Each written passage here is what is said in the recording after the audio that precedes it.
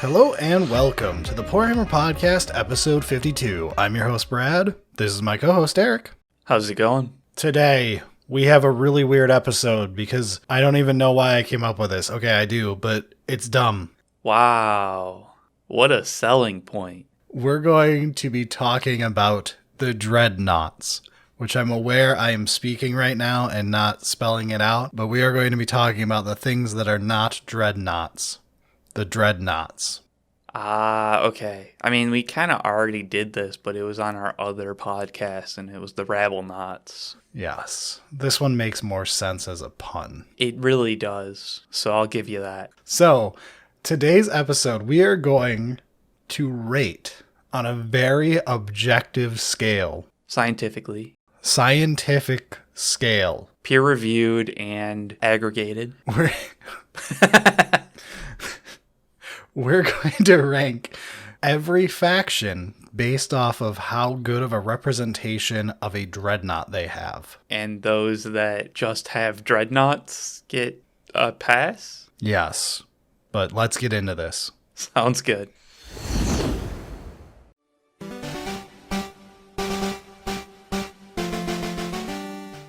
So, let's talk about the scale of how we're going to grade everybody. To run through what a dreadnought is to start with. Dreadnoughts move approximately 6 to 8 inches depending on the dreadnought. They look like they should slap in melee and shooting, but math-wise it often doesn't work out. But they do look like they should. Like, it's got that strength times 2, AP minus 3, 3 damage hits. It's got the ability to have a multi-melta on it. You name it, it's got options. It's got big gun type things that, like, you look at it and you're like, that should blow up a tank. Yep. Or shoots a bunch of shots that are pretty decent, like an assault cannon. And then they got, like, some type of smash you in the face fist or something like that. That's like, yep, that'll get them punched. Importantly, they have Duty Eternal, which is a damage reduction effect, or DR, -1 damage. This is in their current iteration. They've had different rules throughout time. To a minimum of 1. Come on, you can't forget the reminder text in the parentheses.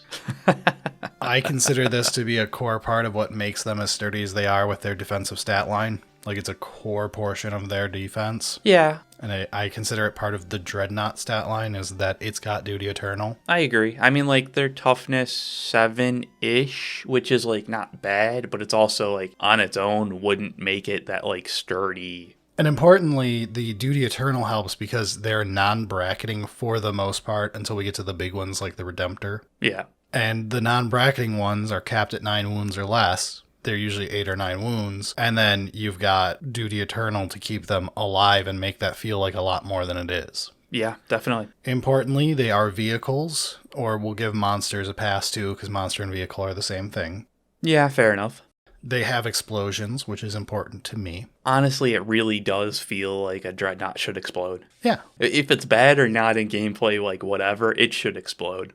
It's a single model, which is important. This is not like a bunch of models in a unit to sum up to this total. This is a single model. Okay, I see what you're saying. It's not one of those like, oh, we'll have a squad of spacemen that are able to take this. I can't argue 3 Scorpex. Okay, yeah. That's fair. Single model. It's a Dreadnought, not Dreadnoughts. Yeah. And importantly, they are core or character usually, with the exception of the Levy Dread, which is in timeout because of 8th edition. Shout out to my homeboy. Okay. Yeah. And I think a good last thing here as to why so many people love the Dread, it has to have a lot of variants or options or data sheets, because, like, seriously, Space Wolves and Blood Angels have literally over a dozen variants of each. Yeah. You can run a lot of unique types of Dreadnoughts in those 2 armies. Yeah, I mean, we've also got, like, the Dreadnought, the Venerable Dread. Yeah, even you have multiple. That gets into the whole, like, you gotta have options. Right. It's not just like,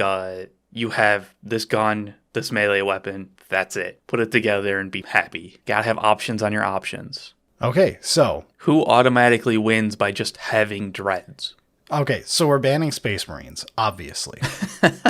Because Space Marines are the Dreadnought faction that all others are based off of. That's fair. I think they get the pass. We're going to ignore the Dreadnoughts that are available to every other army.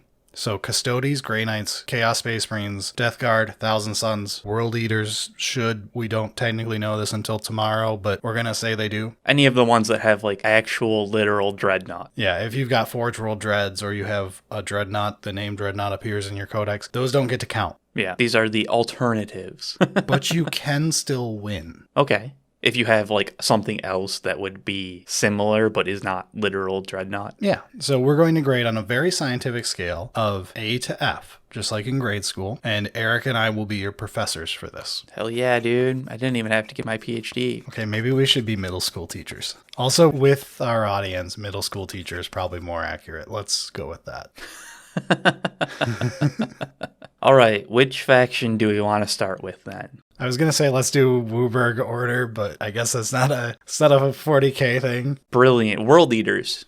Let's go in the general accepted order that you'll find on the GW website or Wikipedia where I did all this work.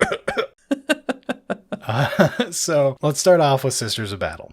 Adepta Sororitas, it's time to turn in your homework. Do they actually have anything? They get some credit. Okay. They turn in their assignment. They give us Morven Vol. Really? That's what they're... Okay. So she's got some problems with her data sheet here compared to a Dread. Her toughness is too low, though it's about as high as you get in Sisters. Yeah, 5 toughness is a bit low. It's too low. You're getting points off for that.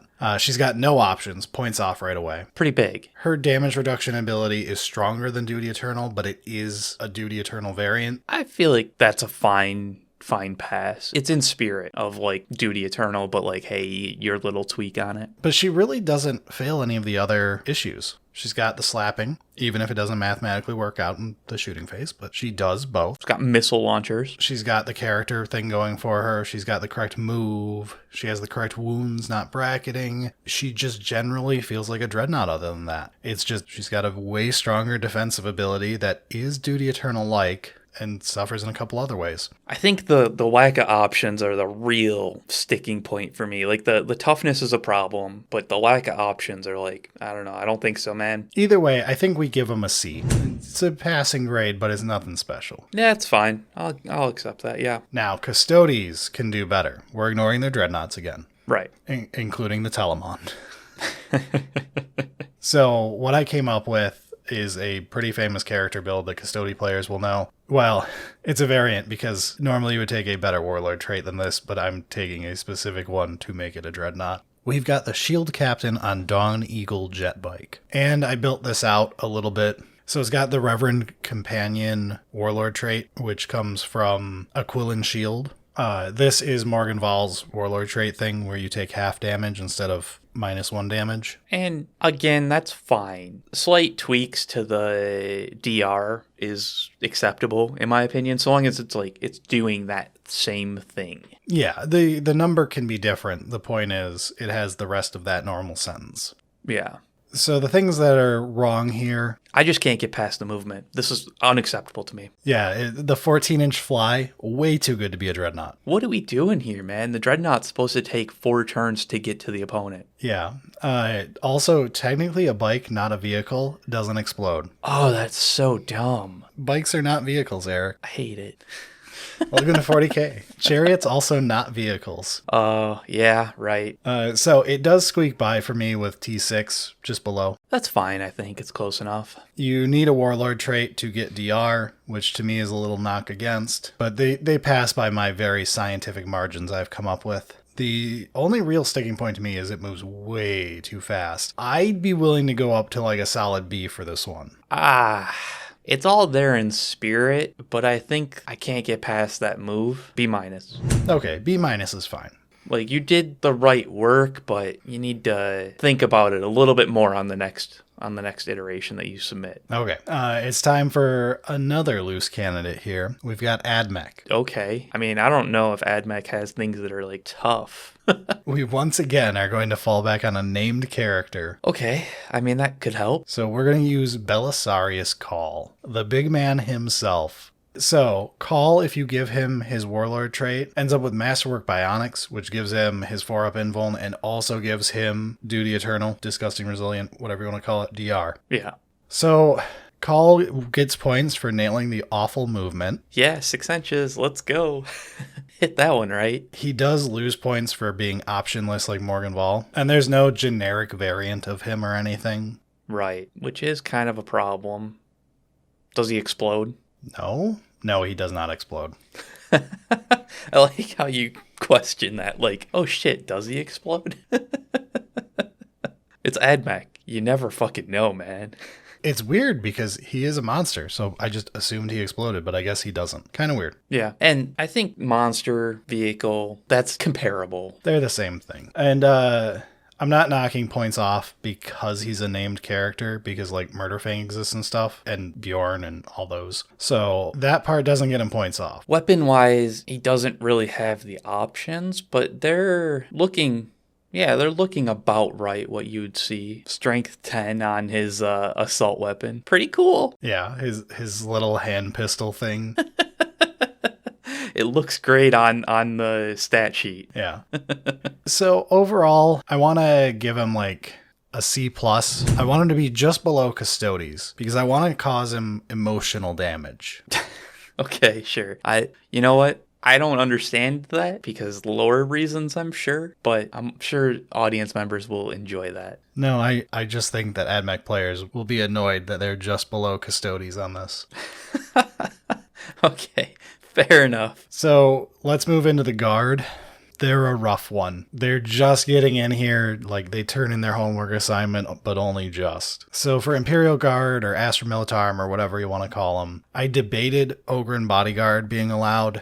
It's weird because it's like an add-on to a character. It can't like stand alone. Yeah. And you have to do all sorts of stuff. It does come with some bonuses, but we're just going to go with the Armored Sentinel. This whopping 50-point model, which you already know is not going to compare that well to a Dread just from being less than half the points. You never know. It compares better than one might think. So the Armored Sentinel is an exploding vehicle with a pretty trash movement. We're already in good shape. Yeah, that's looking right. 6 toughness, a little lower, but that's still fine. It has the ability to do melee with its chainsaw, which technically exists. It's not a weapon that I look at and go, ooh, scary. And it's got the ability to shoot pretty well, honestly. It compares well to like Dreads with plasma options. Yeah, I think that's fair. Here's what holds it back huge for me. It doesn't have any damage reduction ability other than you can pay 2 CP to use a strat to do it. And in addition to this being a 2 CP strat, it affects the entire unit, which you may say, well, duh. But my point is, these are not a single model. They can go up to 3 in a unit. Right. And like, they don't have the, like, it can split back up type thing. They like, if you take 3, it's 3. Yes. When we get to them, I'm giving Squadron a pass. I'm calling that like the Space Marine cheating thing where you can take a 10-man and split it into 2 5-mans because fuck you, that's why. Yeah. That I'm okay with Squadron abilities being single data sheets, but this one doesn't do that, so it is almost disqualified on that alone, and the DR just sucks. So we're just gonna give a Guard a D. Oh, nice. I'm not gonna fail you because I just don't want to see you anymore. Yes, the spiteful teaching pro tip out there for any would-be teachers: if you really hate a student, pass them with a D. Don't fail them. Yeah, right. If they fail, they have to try again. If you pass them with a D, they'll just go away. Yeah, so there you go. Sound teaching advice. Yeah. Now, Eric, it's time for you to explain this thing. All right, Greyknights. I mean, other than our Dreadnought, not really anything, but the Nemesis Dreadnought is interesting. You can submit it, but you're not going to do well. Yeah, I wouldn't expect to do well if I submitted this. This was I woke up late, looked at my alarm and went, oh shit, today's the day it was due. I've done nothing. So you looked at the Redemptor Dreadnought on accident instead of a normal Dreadnought. Yeah, so it brackets, it's got 6 toughness. It moves too fast. Moves well until it's in its lowest bracket. And then it's basically dead anyways, because you get points. You do have a ton of options for guns and melee. And they're cool ones too. Yeah, so I'm giving you some partial credit. DR is not really a thing. No, and we can't even save it by making it a character. and using the character out we've used on a couple other armies, because your DR relic is the Van Brace, which is locked to only working on infantry. To be fair, DR on a Nemesis Dread would be dirty, would be very dirty, so I can't complain on that. But like, if we're comparing it to Dreadnoughts, I can complain about it. Yeah, you're just lucky you have actual dreads, which means you have well, I mean, I already have the Dreadnoughts, but I'm giving you a D for this alternative. That's fair. I accept that. All right, so let's do our final Imperium faction, which will pivot us into Chaos because we all know why. We'll just cover them both basically at once. Let's do Imperial Knights first. Okay. The option is obviously the Armiger. Nothing else comes close. What do you mean? I'm going to tell you, like, in advance, Imperial Knights does better than I thought they were going to. So let's look at the Armiger. It unfortunately brackets, and it moves too well. Which are big points that we just knocked Greyknights for. However, because of Bondsman, it does have DR. Now, it is technically situational, but several of them are, like situational by being relics and stuff, so I'm not going to knock points off for that. And if you build the army the way it's intended to play, you just have it. Yeah, I was like, it's situational, but like not really. You just build it, so it's not situational. So it's honestly a shockingly good equivalent other than that. Like, you have various Armiger data sheets. 7 toughness. You got, the weapons look super scary. There's very little wrong with it, really. It's just it's bracketing and moves too much. That is really just about it. With that, I can't get an A. Like, it brackets. Like, you can't get an A with that. I'll give it a solid B, and if you want, we'll bump it up to a B+. I'll give it to him. B+.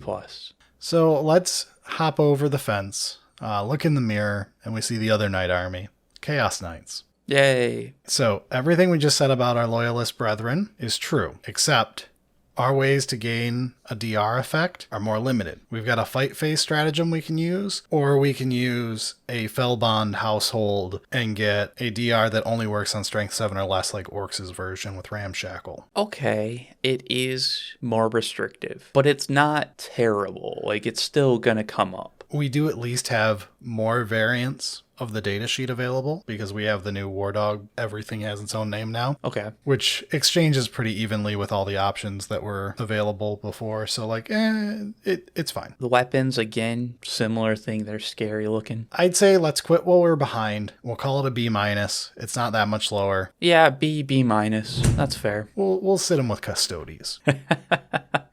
I'm sure the Chaos Knights will love that. All right, real quick. Chaos Demons. F, the first student to fail to submit their homework assignment. If Nurgle was honestly in any way Nurgle-like, they would probably have a fantastic ability to have some cool stuff. So, I'm going to run you through this real quick. We've got nothing but an Exalted Great Unclean One that can even get DR, because the book hates Nurgle more than Tzeentch does. Yeah, I still hate that so much. If we argue the Beast of Nurgle coming back if you don't fully kill it is a DR ability, then you remember it has no ranged options, it doesn't really do much damage in melee, it basically just stands around and regenerates. And that's the thing is, if the Nurgle part of the army had the DR, it would still be it's a bit loose because you don't really hit hard. Your Nurgle, it's not really, you kind of just sit around not dying. I think the one that could have got it there for us is the Soul Grinder. If we're stretching to find it something remotely close, it's the one I would bring up. The problem is, it's got the awkward thing of Nurgle, instead of giving it DR, gives it +1 toughness, which makes it randomly toughness 9. Even if it gave DR, it's a little bit of a stretch, but, it's not worth even submitting. So, Chaos Demons failed. Congratulations, you're the first.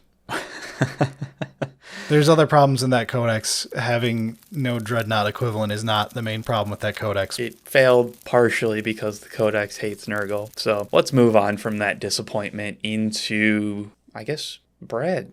You got something here. All right, let's do a trio. CSM, Thousand Suns, I'm going to assume World Eaters, maybe I'm wrong. All of us have the Hellbrute. The Hellbrute is Chaos's Dread. You get an automatic A. Yeah. Congratulations, it's not a good unit, but it is a Dread, through and through. It basically is the same thing. The Thousand Suns one even comes with a 5-up invuln, so it's not that bad. Why have you never used it then? Well, okay. Thousand Suns has an extra problem of, because it's not a caster, it doesn't give Cabal points. Therefore, it's a waste of points in your army because you should be getting more Cabal points by taking more rubrics and sots. Which honestly is kind of dumb that like Thousand Sons isn't. Like, why is it not a caster? Don't start with me, Mr. fucking Grey Knight, with your Dreadnoughts randomly casting stuff when Thousand Sons are the ones who, in lore, got the caster Dreadnoughts originally back in Horus Heresy era and gave it to the Blood Angels, and then the Blood Angels in 40k are allowed to have caster Dreadnoughts, but we're not. Okay. I agree with you, okay? I agree with you. We're having the rant another day. But anyway, automatic A, all three of you pass the class. Death Guard, you have that as a fallback, but I just want to point out a different way you could submit your homework. I love this idea. It's kind of neat. So this is the Mephitic Blade Hauler. It hits a lot of the things. Toughness 7. It moves a bit quick. Which is kind of funny to think about. Yeah, it is. We're knocking a Nurgle unit for slightly quick movement. Yeah, but the wound count is just right. The toughness is just right. Because you're Death Guard, this datasheet has Disgusting Resilient. It hits in melee pretty well. It hits in ranged pretty well. It's got a multi-melta and everything. It actually like has some cool ranged attack and options and stuff there. It's honestly just a halfway decent datasheet all around. I actually really like the Mephitic Blade Hauler. I think it's a cool datasheet. I think it's a cool model. I do have to knock points off though. It can squad. Oh, okay. So you can run up to 3 of these in a single unit. That's minus points here. I mean, it's a good thing, but it's minus points here. Fair enough, because I was like, this is a slam dunk, man. Like, but you bring that up, and that does matter. It does move slightly too fast, too. So it's just not as good of a copy-paste job as just taking the Hellbrute for this homework assignment, but I'd still give you like a B, B+. I think a B+. It's all right there, and like clearly you were able to submit the Hellbrute, but you wanted to show that like you put a bit more effort into it. B+. 10 out of 10 in my heart. Fair enough. All right, on that, we're on to Xenos. This is where we're going to get a little weird. Harlequins are just no. Well, we can move fast because are you ready? Genestealer cults, Harlequins, Leagues of Votann, you all failed to submit the homework assignment. Leagues of Votann. Leagues just doesn't have anything yet, although obviously it's half an army. Yeah. We'll get the other half next edition, and then they'll probably have something to submit. I expect there to be something very close for them to submit, but they don't have it yet. Harlequins got nothing. Genestealer cults, same deal. It's not their shtick. Wasn't expected. Drukhari, though. We have the covens to actually submit a homework assignment. Wow. But a little bit of a rant. Oh, no. I'm only giving us a D+ for the Talos. It gets most of the way there, but it's got fly. It squads up to 3 in a single unit. We lost core, so it's not a character. I mean, it's still a monster, so... And it's got 6 toughness, which is not too bad. It's got cool weapons. It's got the melee profiles. It's got the weapons that are like, got options that are neat. One of the main problems is it doesn't have a way to get DR other than being Artists of Flesh, and that's situational like Ramshackle is. Yeah. I'm going to say it's a D+. It'll be raised up to a C if we ever get core back when Daddy lets us out of our room. I think a C- is fine on this one. It explodes as well. I feel bad to give the Drukhari a D+. We can upgrade if we get back core at least. Please give my Talos and Kronos back core. I want to spam them again. I have so many. I hope they only do it to one of them. But yeah, the Talos actually does hold up reasonably well. I expected Drukhari to be like, nah, not even close, dude. Yeah, it's shocking, actually. 2 out of 3 elves are pretty decent. So let's talk about the third, Craftworld. Azurani's homework assignment is pretty damn good. So we've got the Wraith Lord, or the Wraith Seer, which is a Forge World variant, which kind of gets into the whole, hey, Dreadnoughty. Yeah. So honestly, there's nothing worth taking points off for. It's just a Dreadnought. It's got an 8-inch move. Yeah. It's got the toughness 8 instead of toughness 7. We'll take it. It's got 9 wounds. Got DR. It slaps in melee. It slaps in shooting. It has options for both. And they're cool. They're not just like dumb looking. Like they're splashy. Like strength 8, -4 AP, D3 plus 3 damage. Like these are cool things, man. Yeah. So I'm just saying solid A. Does it explode? No, it doesn't explode. But I don't think any of their stuff explodes. A-. Okay. Sorry, exploding is a big deal to me, man. It's fair. That's fair. I honestly didn't catch that. All right, Tau, you actually get to submit your homework, even though I didn't think you were going to at first. Commander and Enforcer Battlesuit. The Enforcer Battlesuit itself gives us the DR. Okay. It only moves 8 inches. It takes about 15 minutes to make an Enforcer Battlesuit in Battlescribe, so you know it has enough options. That is fair, yeah. And like cool weapons. The only real things, so here's the knock against it. It's low toughness at toughness 5. So points off just like Morgan Ball had to do. Yeah, that's tough. You have to take a relic or a special point upgrade thing to have a melee profile at all. Right, okay. You could argue Mortalis Dreadnoughts, but we're focusing on like the core fantasy of a Dreadnought. They got the one claw arm and the one gun arm. That's their shtick. It's the Dreadnought. Like, you have to have melee. And technically, it's not a vehicle or a monster. It's not a vehicle? No, they're battle suits. Right, of course. So it's an infantry. It should still explode. Yeah, so like I'm gonna say it's like a solid B. If you want to take points off, down to B- to match Custodes. But honestly, I think it might be worth just a B. I'm just shocked that they did such a good job. Yeah. So like I'm gonna say B. Tau get a B. Congratulations, you found a Dreadnought. Didn't expect Tau to have a solid B Dreadnought, but here we are. All right, Necrons. I'm sure you've got fantastic Dreadnought, right? So I did the generic slap barge. You've seen me play it. Yeah. A dozen plus times. Like, you could name the loadout. I did a Catacomb Command Barge. I give it the standard relic and the standard Warlord trait. Does move too well, though. It moves way too well. It at least explodes. Yeah? The 12-inch move fly is too much. It doesn't bracket. The toughness is down at 6, but it's got quantum shielding, so it's kind of like, squeaks by. It's okay. You get points off because you need a Warlord trait to get DR, and you need a relic to do any damage. Your options for weapons are like, what are we actually doing here? Reading the Voltaic Staff and being like, this is my best combat relic. And you read it and you're like, this is a Space Marines power sword and gun. This is just garbage. I think this is probably a C or a C minus. Yeah, I could never argue above a C for this. We'll go C minus C. The options for those weapons are not there.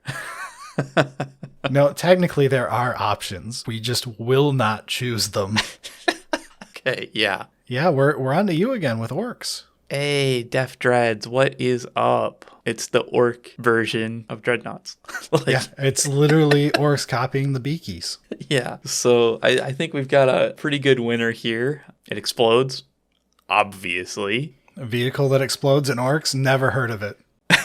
The DR is, I mean, you brought it up, ramshackle in comparison, like not perfect because... Yeah, it's the situational DR that's honestly much healthier for the game. Yeah. And that's the DR that a lot of these factions have is the downgrade. And I think that's still fine. It moves 6 inches. It's got 7 toughness, 8 wounds. It's got melee that it slaps with. It's got some...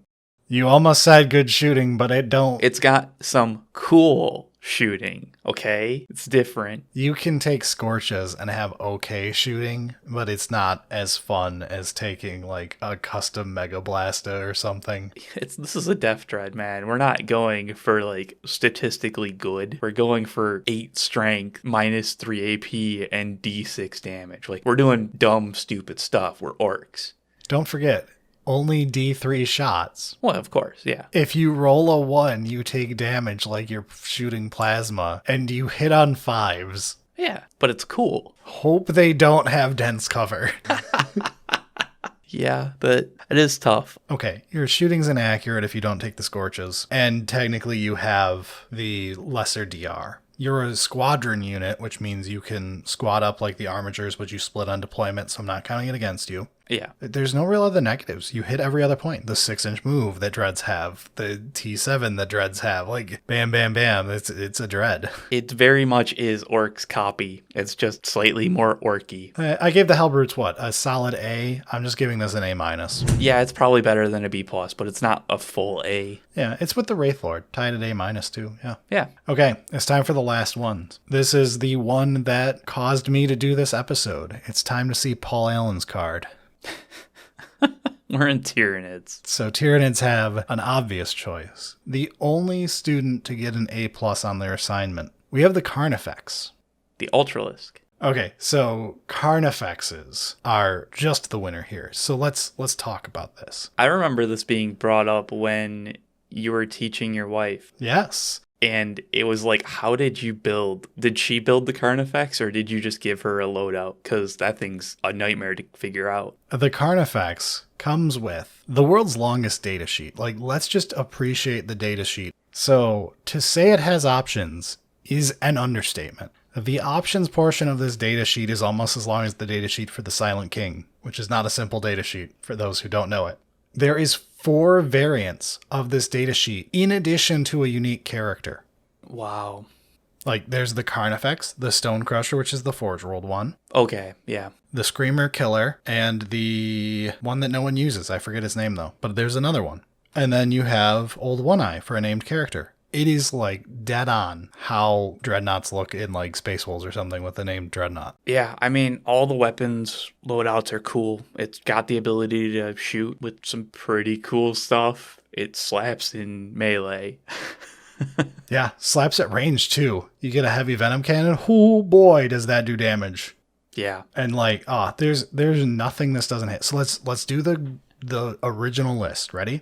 Yeah. It's got the 6 to 8 inch move. It's got an 8 inch move. Check. Yep. It looks like it slaps hard in melee and shooting. Check. It has options out the wazoo. I think it's got that one covered. We have a DR effect. Nailed it. It's got an explosion. Technically, it's the Tyranid explosion, which is slightly different, but it's an explosion. I'll give it, yeah. It is a monster, not a vehicle. That's fine. It's an organic vehicle. Essentially, yeah. Which is why I'm okay with it. If everything wasn't biomass and Tyranids, it would be a vehicle. I'm okay with the monsters that are clearly the vehicle options of the non-mechanical factions. And it's got a squadron ability, so it is a single model unit as far as actual combat goes. Doesn't bracket. Doesn't bracket beautifully. Amazingly, it's just like... It's so perfect. Just 9 wounds, perfect. Got the T7, nailed it, and they're all core or a character. I would say that this is a Dreadnought. The undisputed best axe in the game.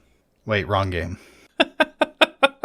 But yeah, undisputed best Dreadnought. Yeah, this is the dreadiest dread, A+. Congratulations, Tyranids. You pulled it off. So yeah, we basically were playing a Space Wolves versus Tyranids. I was playing my wife's Tyranids. We were playing a game, and I was playing the Carnifex, and the more I described it to him, the more he's like, yeah, I have Dreadnoughts, Brad. Now you just need to paint it blue so that it looks like a standard Spaceman Dreadnought. Her scheme, it'll have a blue carapace on top. Oh, perfect. Hers have their purple skin, but they don't have their blue carapace yet. I like the idea. Let's make it a true Dreadnought. It'll be camoed as well. We'll give it the ultramarine toilet bowl on top. Perfect. I don't think she's going to appreciate that joke. I don't think she will, but I love it. All right. That wraps up our topic, I guess. We did it. Yeah, no, I mean, it surprisingly a decent amount of Dreadnought equivalents or thereabouts, even throughout all the factions. Some of them had to be characters, but still doing the kind of thing that you're Dreadnoughty. So, very cool. Oh, hey, before we get out of here to the actual outro for the audio portion, while I'm still here with you, anyone in the YouTube land, I know a lot of our audience is probably quite new to us. Yeah. If you are new and you're interested, just so you know, we said this is episode 52 at the beginning. There's not that many videos.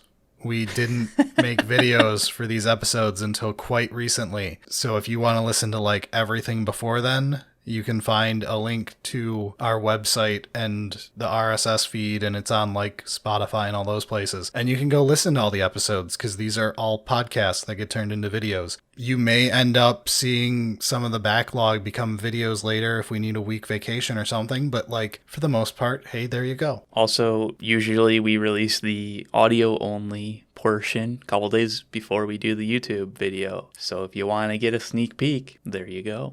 But you should still watch it on YouTube and like, comment, subscribe, and all that bullshit. Okay, let's go to the actual outro for them. Sounds good. Bye, YouTube. Bye-bye.